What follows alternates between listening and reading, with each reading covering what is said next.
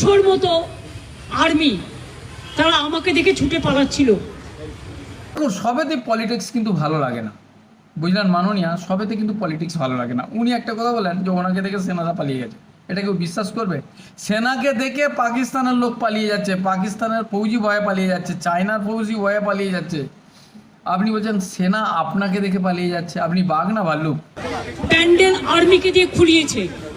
আমি যখন এখানে আসছিলাম আমার আর্মির বিরুদ্ধে কোনো ক্ষোভ নেই, তার কারণ we are proud of our army. কিন্তু আর্মিকে যখন বিজেপির কথায় চলতে হয় তখন দেশটা কোথায় যায় সেটা নিয়ে সন্দেহ জাগে। আমার একটাই কথা, এখানে কোনো দেখুন গাড়ি চলাচলের কোনো অসুবিধে নেই, কোনো রাস্তা বন্ধ নেই। আমাদের প্রোগ্রাম স্যাটারডে সানডে দুদিন করে হয়।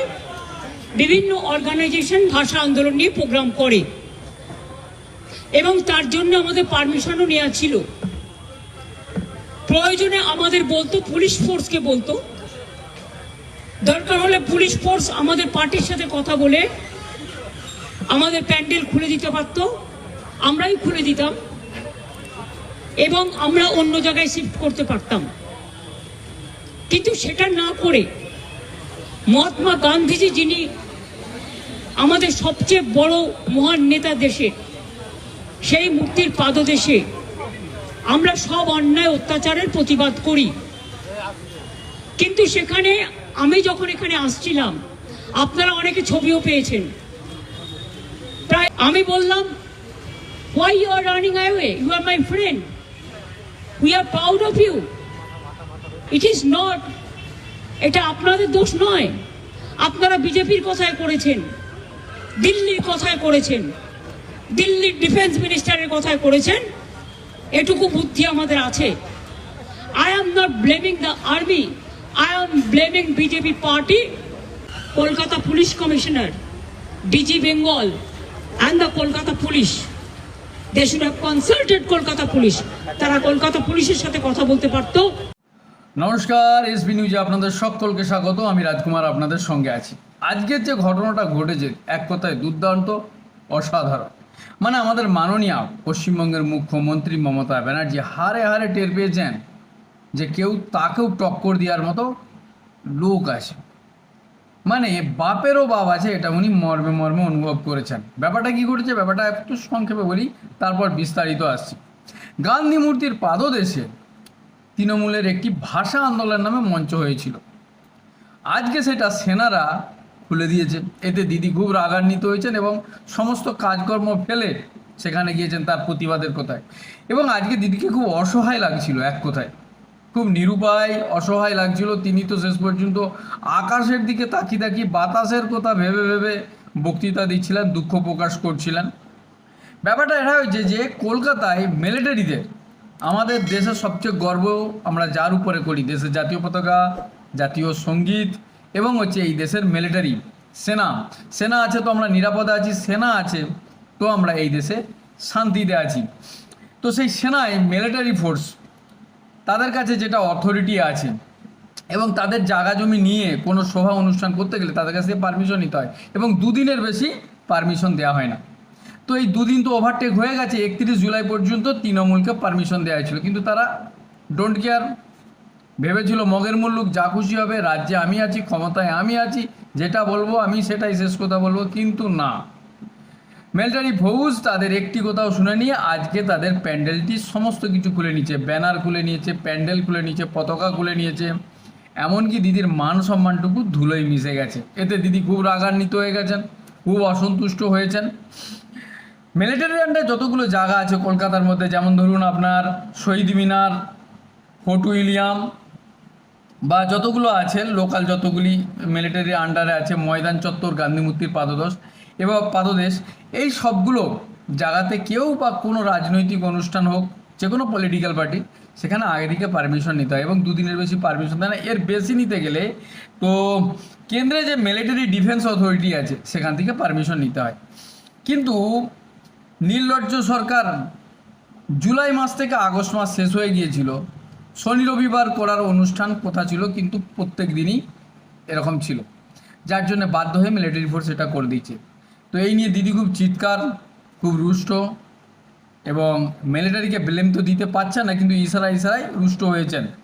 আর তাছাড়া আমাদের দেশের যারা সেনাবাহিনীতে কাজ করছেন তারা আমাদের গর্ব। মিলিটারি নিয়ে কুকথা বলার সাহস কেউ আজ পর্যন্ত দেখাতে পারে না, ভবিষ্যতেও দেখাতে পারবে না। মিলিটারি আমাদের গর্ব। দিদি এখন একটা নতুন টপিকে একটু শান দেওয়ার চেষ্টা করছেন, নতুন টপিক নিয়ে একটু রাজনীতি করার চেষ্টা করছেন, সেটা হচ্ছে ভাষা আন্দোলন। মোদের গরম মোদের আশা, আমরি বাংলা ভাষা। কিন্তু একটা প্রশ্ন তো আসবে, যেখানে রাজ্যে চাকরি নেই, শিল্প নেই, কাজ নেই, কর্ম নেই, যদি কিছু আছে সেটা হচ্ছে একমাত্র চুরিবিদ্যা, চৌর্যবৃত্তি যাকে বলে, এটা তো আছে।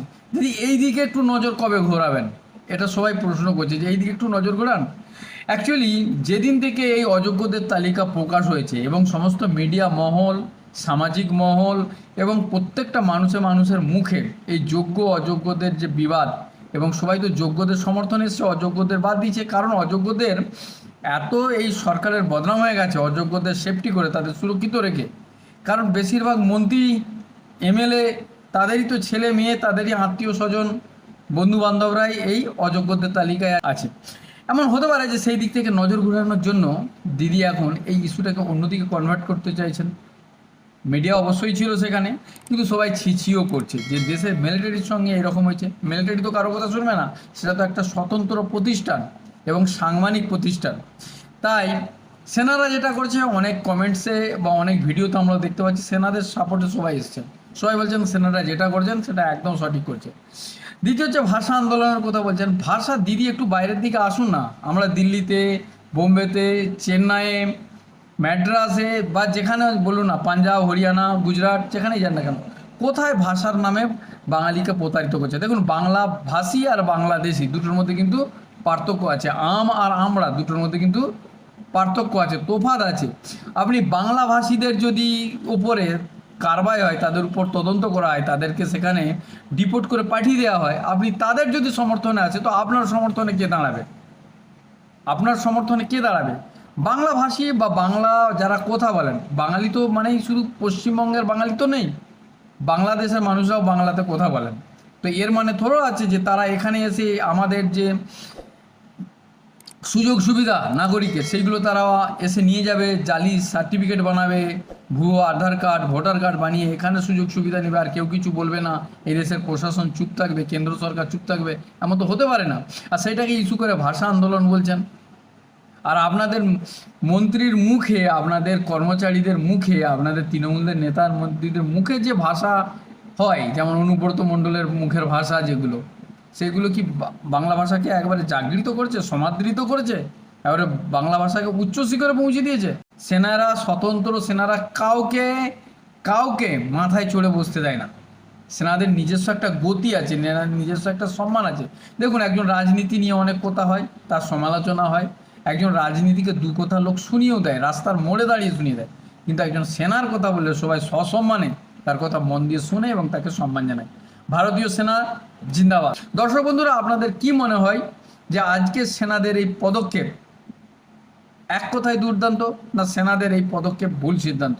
ভুল তো বলতেই আপনারা পারবেন না, তবুও আপনারা কমেন্ট বক্সে লিখে জানান সেনাদের এই প্রতিবাদকে, সেনাদের এই কর্মকাণ্ডকে আপনি কত পার্সেন্ট সমর্থন করেন? 100-র মধ্যে কত দেবেন? 100-র মধ্যে কত নম্বর আপনারা দেবেন সেটা কমেন্ট বক্সে অবশ্যই লিখে জানাবেন। ভালো থাকুন, সুস্থ থাকুন। জয় হিন্দ, জয় ভারত।